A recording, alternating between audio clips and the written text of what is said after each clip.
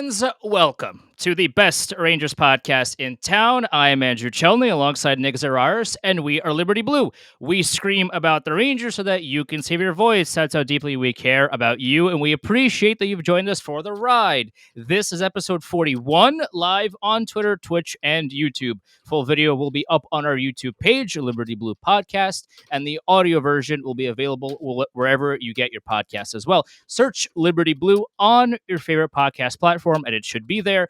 Give the show that shiny and illustrious 5-star review on Apple Podcasts. It helps the show, and Spotify as well. Helps the show way more than you think it does. At Liberty Blue Pod on Twitter and Instagram. I am at Chelney Andrew, Chelney Andrew, alongside Nick Zararis, Nick Zararis. Those are our personal Twitter handles to follow as well.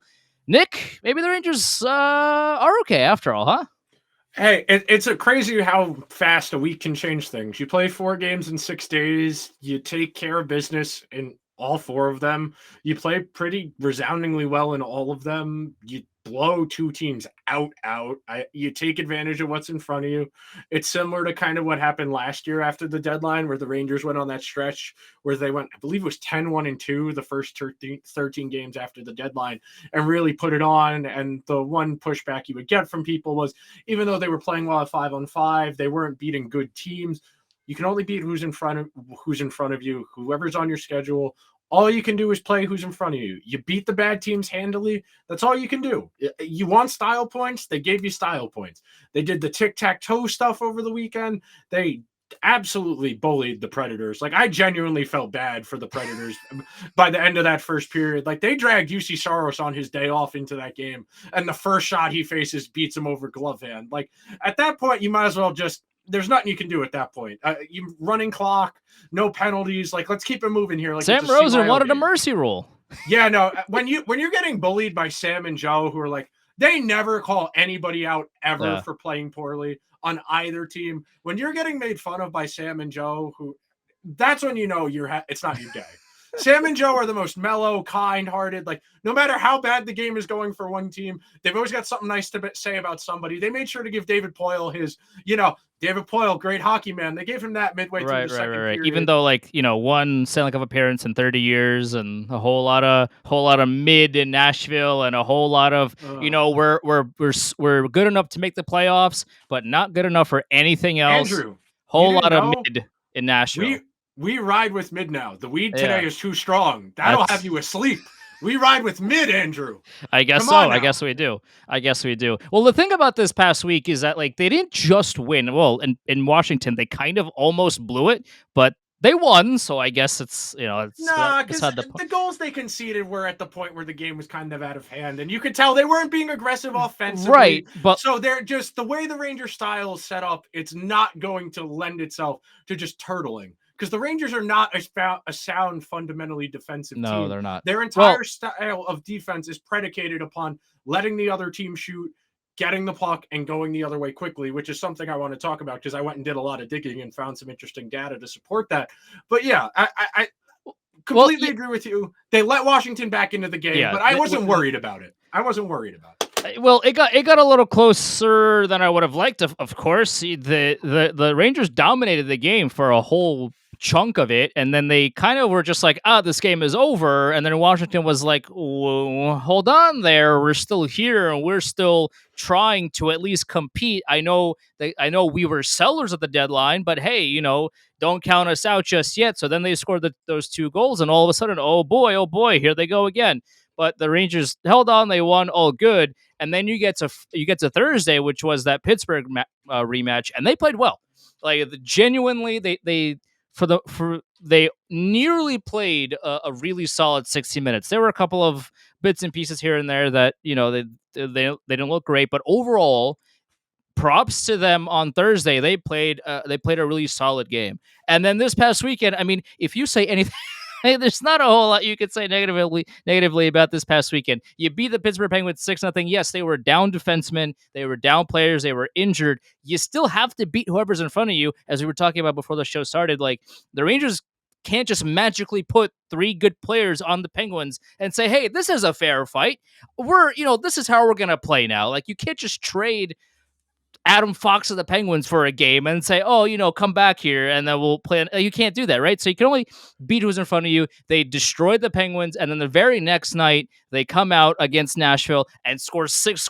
They scored what, 6 goals in one period? Like it's they look like a team that is going to the playoffs, because a couple of weeks ago they looked like a team that just like kind of didn't They looked care like or a were team that skating or were expected to go to the playoffs, not that was going to the playoffs. right, That was the exactly. difference. And now they look like a team that is going to the playoffs and is expecting a whole lot from themselves as a result. They are not just making it there, but on the last day, on the last game of the season. This is a team that is comfortably going to make the playoffs. And over these past few games, they have showed who they can really be. So one of the interesting things that's part of this was we talked about it specifically last week, the week before, where the attention to details. Did you have puck support? Were you breaking through the neutral zone with speed? Were you creating secondary scoring chances? You saw all of that kind of get put together at various points over those 4 games. You mentioned the Thursday game in particular. I know the score was the closest of all of the games over the last week. I think Thursday is arguably the best game they played all season in terms of the environment that game was in. They made Pittsburgh play the game the way the Rangers wanted to play, where it was up and down transition. They caught the Penguins on pinches. They caught the Penguins in transition. The Rangers were able to dictate that game in a way that they haven't been able to against a team that was playing well up until that third Ranger goal. When the Penguins got it closer, I was starting to see, okay, let's see what happens. And the reason I was encouraged the way they played that game, the only 2 Penguin goals happened in that game because of Ranger mistakes. It's not that they got outplayed. It's not that the Penguins did something effective. It's that Keandre Miller forces a bad backhand across trying to – it's the only play he has. I understand it because he can't reverse behind the net. He can't go forward because of the forecheck. I understand that. So he only has that one pass. It's a great job by Sid. It's why he's one of the best players ever, that even at this age, he's still trying that hard, making that play in that game. But that's an encouraging sign that you got the game going on your terms. You made another team play the way you want to play. We were talking about it before. Pittsburgh's kind of going through it right now. They're down 3 defensemen. They're down a forward or 2. Marcus Pettersson on IR as well. Yeah, Like they yeah. don't have defensemen really that can defend unless your No. name is Chris Letang. Their blue And line they're is playing looking that poor bad. dude a good Yeah. 28, 29 minutes a night, and we're in March. Like, Yeah. even if the Penguins get in, that's a cannon fodder lineup with that Yeah. goaltending situation. I mean, Yari's obviously been hurt. He came back earlier from his injury than he was supposed to, and he hasn't played well since coming back from that injury in late January. So they've kind of been struggling. So one of the little things I think that really jumped out to me, especially on Thursday, was the puck support was there. They waited for the game to develop before they started looking for those long stretch passes. Because they were effectively breaking out, the Penguins were having to give them more room. The Penguins were having to drop deeper in the neutral zone because the Rangers were making short passes. Usually, when the Rangers have played the Penguins, when the Penguins have beat the Rangers, I should say, the Rangers are trying to force that long stretch pass to somebody who's already in the neutral zone against a defenseman or a forward in the neutral zone that's already playing up. So with a little more room, you can skate into that and you can go.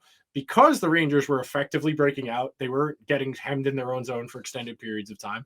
They were able to effectively break out, and you got those transition goals. You got the Zibanejad breakaway. You got the Tyler Mott breakaway. That's highly encouraging that the Rangers are finally figuring out, this is what our skill set is. How can we play the way we want to play? And they're starting to do it at the right time. Last week, we said maybe the Rangers aren't okay because they put together 3 lackluster efforts in a row against mediocre and bad teams. That's concerning. Yeah. They only scored 2 against Buffalo, only 2 against Montreal. That, I think, and we've said they not care enough attention to detail. I think the word we're looking for here, it looks like they're finally comfortable, that they know what they want to be doing, so they know what they need to do to get there. There was clearly a feeling out process going on. God bless. I can't wait for Lindgren to be back. I hope it's He tomorrow. should be back if it's tomorrow. Not Thursday. That's what Gallant said. I don't know if that's true or not, because he hasn't 100% been honest with the media in his tenure as a head coach in the NHL. But hey, I mean, if he's back, if Lindgren's back tomorrow, that'd be great. It was very nonchalant, I will say. In the games leading up to this past week, the Rangers were I think we did say careless at on the last week's episode, but They were forcing it. they were They were forcing it. nonchalant. They were trying to force things, as you said. They were trying to force things. They were very just nonchalant on plays that they needed to have some kind of effort on, especially defensively. But over the course of this past week, they've done a much better job of not only taking that nonchalantness and push nonchalantness. I don't know if that's a word or not, but you know what? It is now. So they've taken that and they've pushed it to the side and they've grouped together and said to themselves, we have to figure out how to play now together as a group before it's too late. Because if you get to game one, round one of the playoffs, and you still don't really know how to play off of your line mates and your teammates, that's a recipe for disaster. But if you go into round one, game one of the playoffs, and you've played the way that you've wanted to play for 2, 3, 4 weeks, that's a much different team. That is a team that is well oiled, that knows how to play off of each other, how to support each other defensively, offensively, in the, at center ice as well, at all points of the ice, how to play off of your teammates and know when to push, when to fall back, etc., etc. These are minutia of the game, especially that is highlighted, especially at the biggest stage come playoff time. And the Rangers right now have looked like they have figured that part out. The minutia is one of the most important aspects of professional hockey. At lower levels, it's not as highlighted because these athletes are not at top of their game. These are the best athletes to play the sport. Every little detail is highly criticized and highlighted and everything else. When you have a team like the Rangers right now, over the course of the past 4 games, they have looked like a team that said, these are the bullet points that we've had to work on, and they have worked on them, and they've looked good. So one interesting point, I think that they tried really hard to accommodate the guys they brought in and maybe overcompensated a little bit, trying to get them up to speed as fast as they could, as opposed to just letting them get settled in. Nobody likes being asked, are you okay? You having fun? Just let them be. Get them settled in. If they need something, they'll ask for it. These are professionals. They're in their late 30s or in their mid 30s or late 20s. They know what they need to do to be successful. Just get them settled in. And I think something that's working now, and I think it's important, is they've found a way to minimize what guys aren't good at. So the obvious thing is some of their forwards have real defensive deficiencies. They have masked that by playing them with other players who have defensive upside. The obvious one, and they are still conceding a lot when Patrick Kane is on the ice. But because they are playing him with Kane and Trocheck, two guys who have historically been good at suppressing scoring chances against, they are still conceding a lot of chances, and they do give up a fair share of goals, but they aren't conceding as many as I kind of feared they would. And they are generating enough offensively that if it's a 50-50 proposition with them on the ice where the goals for just splits right down the middle, you take that from your second line. If your second line is 50% of the goal share when they're on the ice, you take that, because not a lot of teams are going to have a third line or frankly a fourth line, which I want to talk about too, because the Rangers fourth line has been really good in these last couple of games here. And hell, even in the last 15 games, because that's typically the cutoff point I like to use, is a 15-game sample for evaluating blips. But in the last month, VZ and Mott, since they've gotten that fourth line assembled, have been the Rangers' most dangerous lines. Like, if you go and look at the high danger chances for, VZ and Mott are two of the top four guys in high danger chances for per 60 minutes, and they're getting the puck to the net. That's the beautiful thing about that fourth line, is they play the game straight up and down. They make Gallant happy. He's got his fixation about we got to play up and down. We got to play up and down. Well, Gerard, you've got your fourth line that does that. Let Zibanejad, let Kreider, let Panarin, let Kane, let the high-end guys make the high-end plays, and let your guys whose bread and butter is the high percentage play, the dump it in, go get it. Let your bread and butter guys go and do their thing. And don't ask guys to do what they're not good at. That, I think, is something that we've really seen kind of come through here. And we're going to talk about it a little more defensively, because there was an interesting thing I noticed, too, when I was going through and look at the numbers here.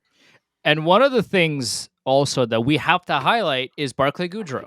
When he was playing in the top six, he was out of his element. He didn't contribute a whole lot offensively and defensively, for that matter. But now that he's on the fourth line with VC and Mott, as you said, he's looked a lot better. Like, and we have to give him credit for that as well. I mean, there's because he's playing less minutes. That's the well, biggest difference. yes, like, and he's also playing against worse opponents, but like where that's where he thrives. Being on the fourth line, just because, like, contract aside, Barclay Goodrow, the player, thrives in the bottom six. He on at in the fourth line with those two guys. That has been a solid line. Of course, I mean, they're not, scoring a million goals and all these things, but if for what you want your fourth line to have, they grind, and they really kind of break down the other team. When they get off the ice, you get the whoever they were on the ice for, like, they are huffing and puffing and getting off for their change. Like, this is a fourth line that is going to scare teams come the playoffs, because this is not just Mark Donk and Buzz Flibbit, who are, just creative players on the fourth line, and like they're just there to because nobody else can play. Like, these are genuinely solid fourth line guys right now that are playing well together, playing well off of each other, and are creating chances that other fourth lines right now wouldn't be able to create. Like, this is a legitimate fourth line, and you take a look at up and down their forward core.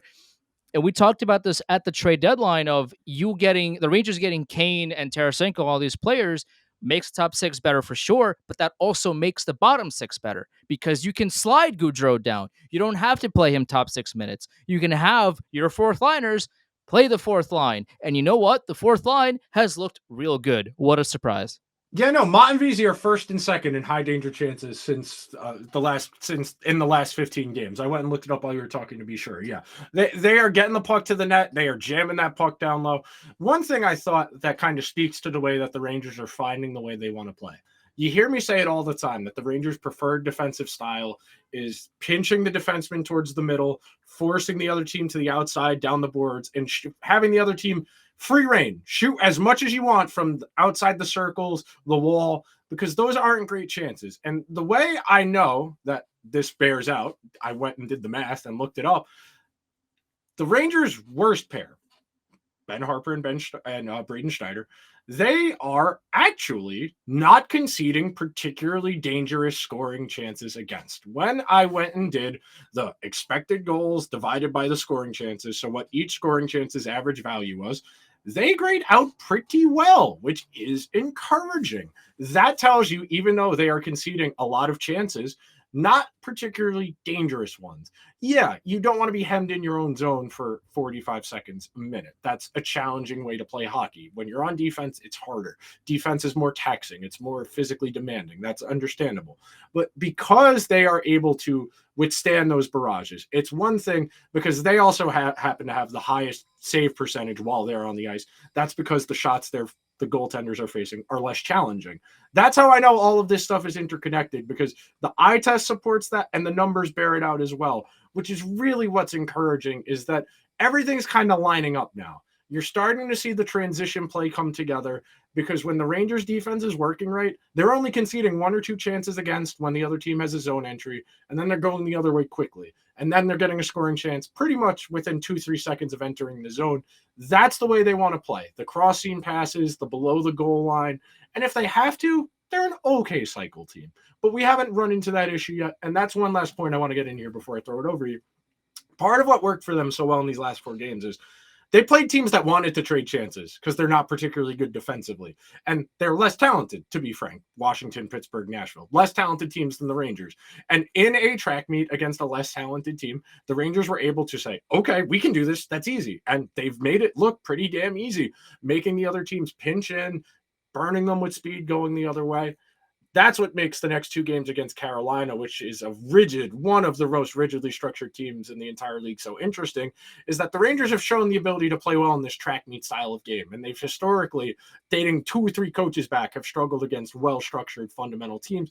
Carolina's a little bit different. For whatever reason, they've always played Carolina particularly well, but I think that's more of the Rangers just having better high-end players as opposed to a deeper lineup. But now that the Rangers have a relatively deep lineup and those same high-end players, I think that real advantage that Carolina might think it has, especially without Svechnikov, isn't there anymore. But yeah, I just wanted to report on that because I found it good to see that the data and the eye test are backing each other up. It's interesting too, because Ben Harper won't be hopefully won't be playing for much longer. If Lindgren comes back potentially tomorrow, and hopefully there won't be any more injuries to important people on the especially on the blue line Knock for on your desk. until the end of the season.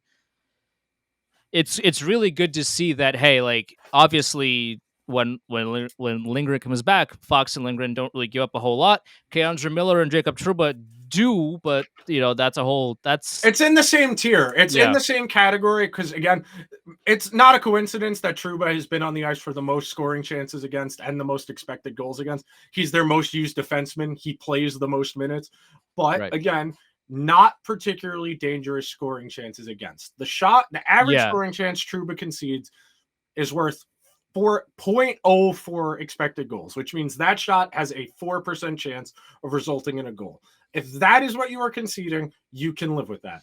They got to right. clean up the high danger stuff. That's the concern with the Trouba Miller pairing. It always is. They don't pass guys off to each other well in front of their own net, which speaks to it being a pair issue, not a one guy issue.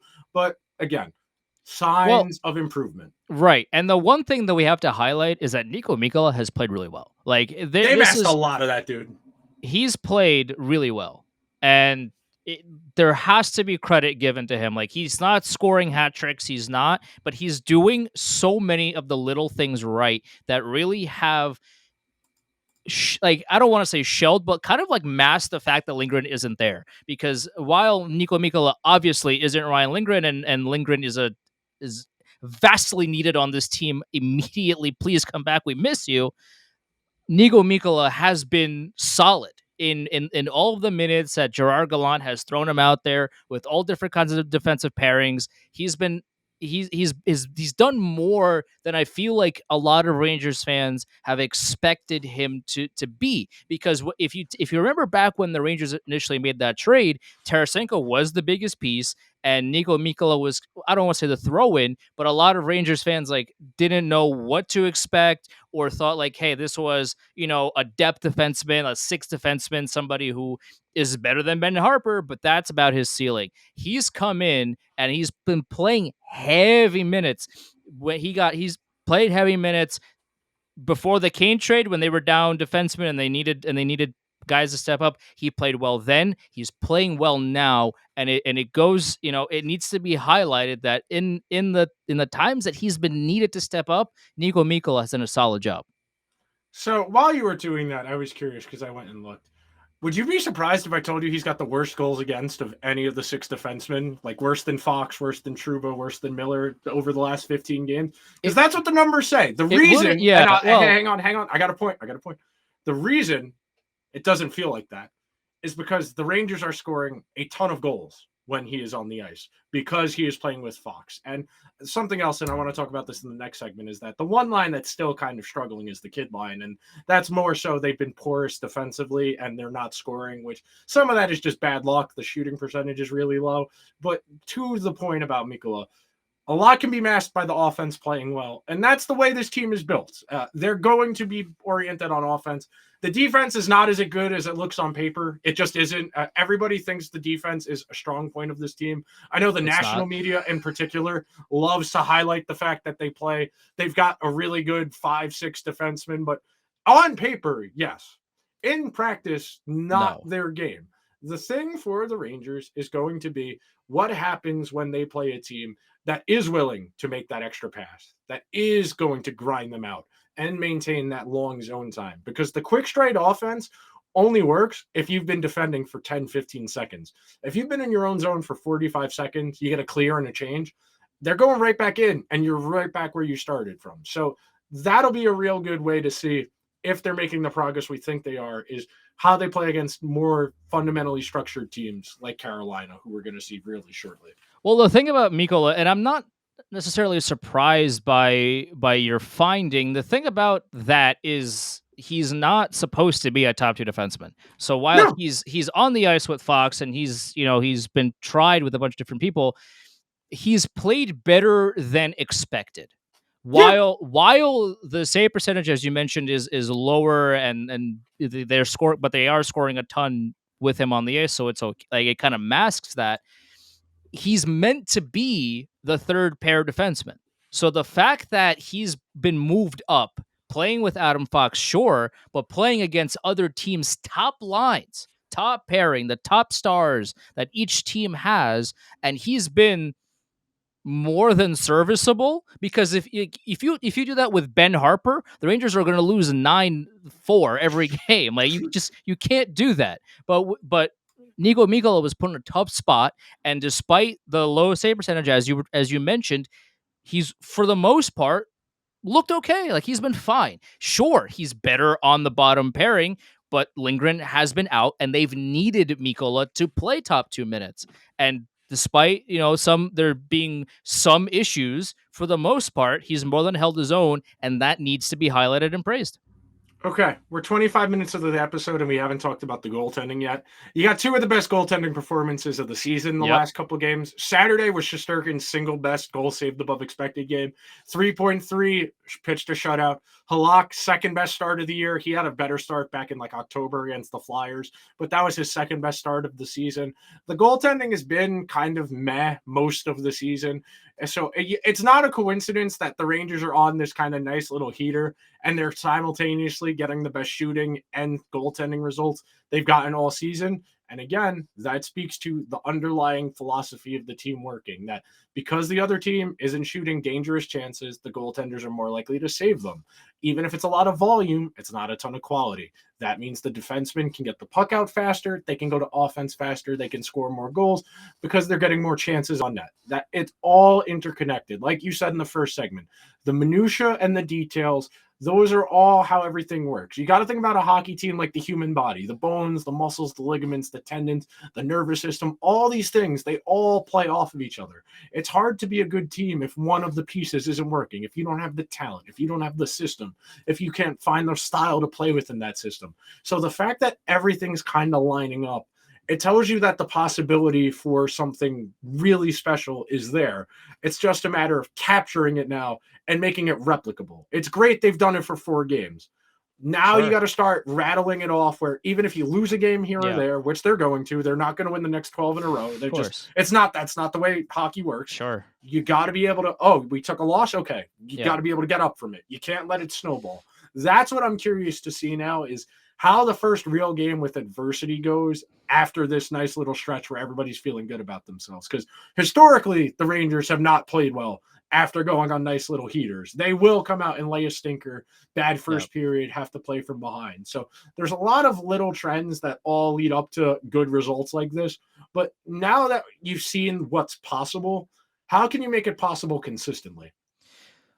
The biggest test right now for the Rangers, if you look at the schedule, is not the next 3 games, but the next 4. And you got New Jersey and Buffalo at the end of the month, sure. The next 4 games are home against Carolina, then Thursday away at Carolina, then Saturday at Florida, and then next Tuesday is home against Columbus. The reason why I highlight Columbus is because they're the worst team in the NHL, and the Rangers for a good chunk of this whole season, Rangers lost to Columbus back in the fall. Have played poorly against bad teams. They show up thinking this game doesn't matter, who cares, and they just lay an egg.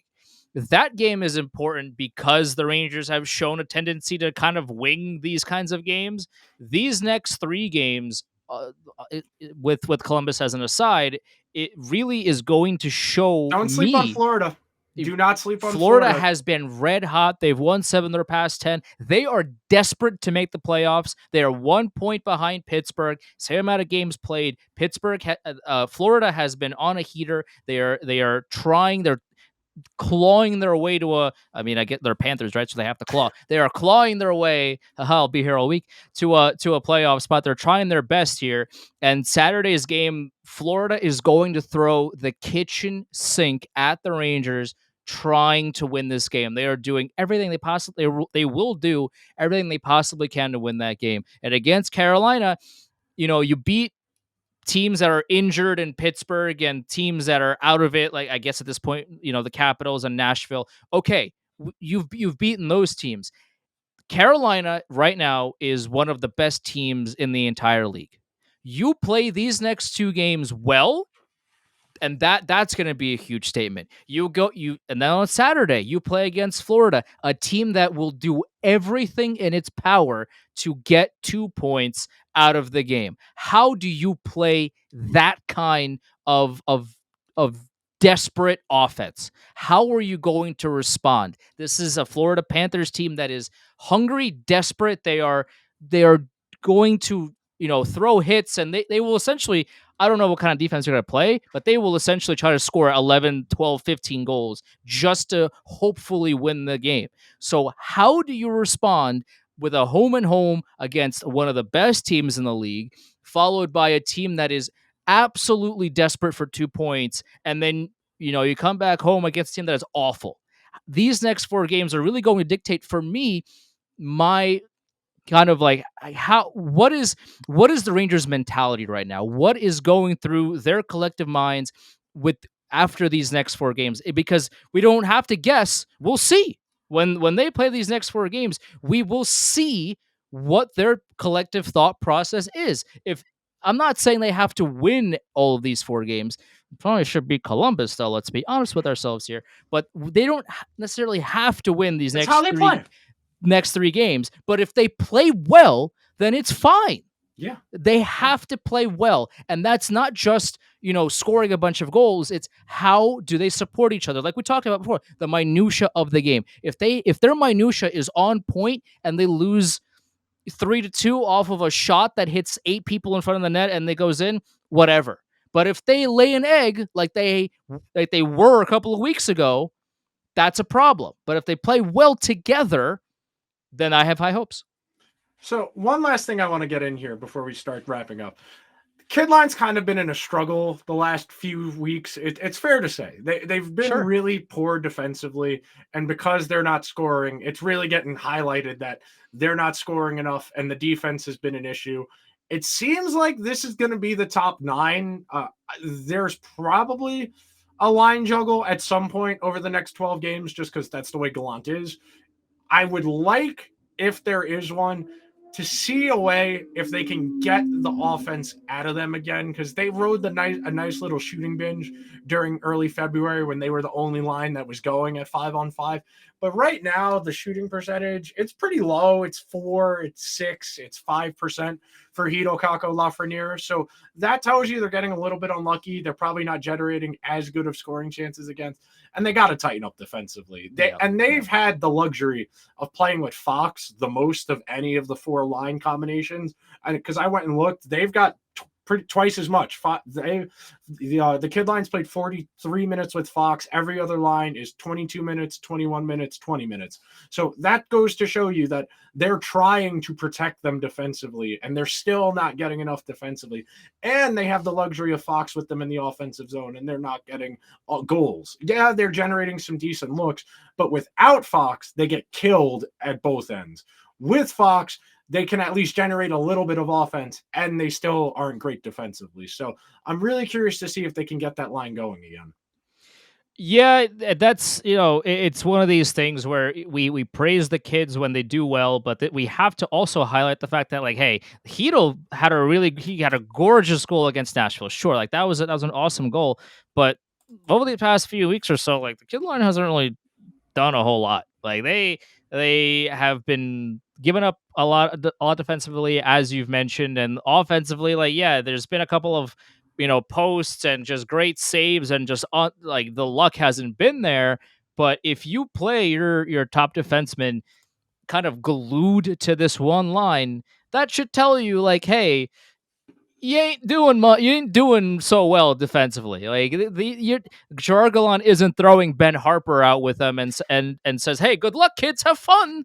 Like he's actively throwing the best defenseman they have out there on the ice with that line, and they're still not great defensively. So it's kind of scary to think about what they would look like with Ben Harper, but that's not the point. Like they really need to figure some things out defensively. Now they still have a handful of games before the playoffs. I would imagine for at least a few of them at the kid line will stay together because like it's tough to do line juggling, and Gallant will do it anyway because that's Jar Gallant. But it's tough to do line juggling when three out of your four lines are Are working, clicking yeah. and they're working. So how do you juggle one line with themselves? It's tough to do that. I'm sure Gallant will just kind of, especially maybe at game 80, 81, 82, he will try to do some of that juggling just to see maybe there's a hidden spark with Kane and Lafreniere, or I don't know, or just some kind of mix and matching that just works, and then you get to the playoffs and everything just works. Maybe that happens, but I would imagine that in the last few games when the standings are the standings and the Rangers have an X next to their name and all they got to do is make it to the playoffs unharmed, I'm sure Gallant will maybe sit some guys and play Brodzinski half an hour, and Ben Harper gets 45 minutes a game, and all these things. Like I'm sure Gallant will try some things then. But as of right now, I mean, we praise them when they do well, but right now we kind of also have to bring up like, hey, you got to step up, especially defensively. The interesting thing here over the next couple of days, we'll wrap up on this because got other things to attend to. Got to get this up so people can see it later. The Rangers have Carolina, Florida, Columbus, as you mentioned. Carolina has the Rangers, Toronto, Boston. The Devils have Minnesota, Buffalo, Ottawa, the Islanders. There's a very real world where by next week when we're doing this, that the Devils are in first place and the Rangers could be in second place. There's a very real world where the entire Metro flip-flops within the next week based on how this goes. I mean, that's a brutal 4-game stretch for Carolina at a key point in their season. And the Devils, yeah, they've gotten kind of lean here the last couple of weeks. Brad's gone a little while without scoring. They haven't unlocked Meyer yet fully. I know Brad had a hat trick the other day, and that was good to see him get going for them. But for the Devils, I'm very curious to see how they fare down the stretch here. As such a young team, not a lot of experience, a couple guys who have experience with other organizations. But Carolina's kind of in a weird spot right now. The Devils have kind of dried up offensively the last few weeks, and the goaltending, they've been relying on Akira Schmidt a lot the last few weeks. It's really getting interesting all of a sudden. It is, especially when you take a look at Carolina, and you can't predict an injury like Svechnikov. You just can't, and it's brutal for them. Like they were playing so well with him, and if I was a Hurricanes fan, I'd be sick to my stomach because offensively, did they get a weapon that's as powerful as Svechnikov? The answer, of course, is no. Of course, they got Gostisbehere on the back, and like they made some good moves, but did they quote unquote replace Svechnikov's play on the ice? And the answer, of course, is no. And they couldn't account for that. So they're down one of their best players. The Devils, as you mentioned, are a very scary team and a team that I'd rather not see in the playoffs. But they don't have a lot of experience, as you mentioned also. They're a team that you get to round 2, round 3, and if they get to the cup final, they're a team that could crumble under the spotlight. I don't know if they would or not. Like that's not up to me and nor you to, or really anybody to decide. It's up to the guys in the locker room to figure that out. But they are, by all accounts, a young team that hasn't been there before. They have some pieces here and there that Timo Meier has been as was he a part of that 2016 run? I don't remember. Keep I don't talking. remember. Anyways, but like a lot of their top guys, this is their first foray into the playoffs. And not just that, being a favorite in the playoffs. You have guys like Jack Hughes, who hasn't made the playoffs before. This is his first time on the big. He wasn't on the team, but that furthers my point. Like there are a lot of these top guys haven't been there before. They haven't been to the stage where all the lights are on them, and this is the playoffs, and every single shift, every single play is so vastly important to the rest of the game. They haven't been there before, and the only one with real experience on that team is Dougie Hamilton. Will that make a difference? I don't know, because we've made jokes about the Rangers getting Barclay Goodrow because he has experience, but he's bad at hockey. Like we've made jokes about that in the past. So will that actually matter come playoffs time? Is that just a talking point for some GMs to overpay players, or is that like genuinely a real thing that plays into the minutia of playoff hockey? The answer is we don't know, but for a lot of these guys on the Devils, it'll be their first foray into this experience. How they'll do is I have no one really knows. The Devils might have the single widest range of outcomes of any team in the Eastern sure. Conference. It could be the Leafs, but I think nobody believes the Leafs can do it unless they win in the first round. And then we'll talk about it. Yeah, I mean the Devils. One of the biggest concerns with me, if I'm a Devils fan, is their goaltending. Like their offense is there, their defense is pretty solid. Will their goaltending stack up to playoff hockey? We have no idea. And that's a really good point by you when you said they have the widest range, is because they could either go all the way or they can flail out in the first round. Like we genuinely have no idea. There are certain teams like the Boston Bruins, which if they lose in the first round will be just I will refuse to believe it. I'll be watching the games and will be refusing to believe that the Bruins will lose in the first round. Like and just gonna be yelling at his TV to turn the Xbox off. Yeah, like it will blow my mind. It's like when Columbus swept the Lightning that one year. Yeah, it would be the same exact situation. Like I guess it could happen in theory, but will it happen? I would bet against it. Like I'm glad I'm not a betting man, but I would definitely bet against the Bruins losing the first round, right? Like the Devils could do any of these things. That is one of the dangers of playing them early.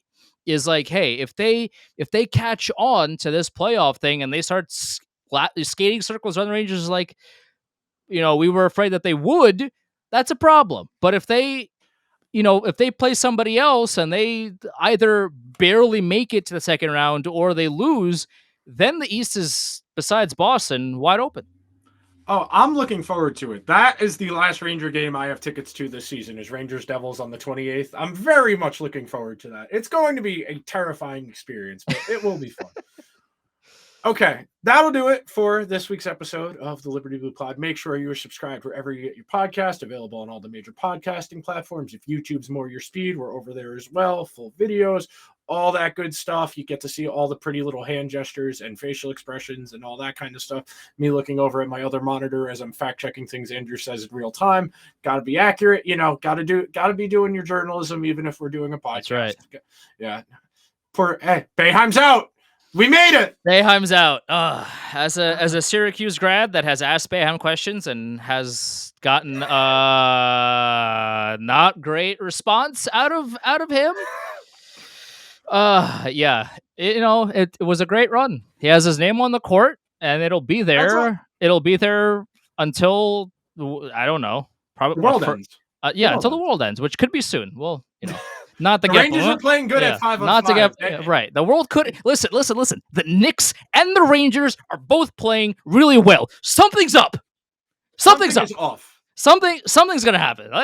You can't have these teams both playing well. Something's gonna happen, and I'm scared to find out what it is. A professional athlete led a bunch of police on a chase after committing a double homicide. So. Okay, all right. We're off the rails now. No, we're not. That's exactly what happened the last time the Knicks and Rangers. Go Knicks, baby. Go New York. Go New York. Go. That's right.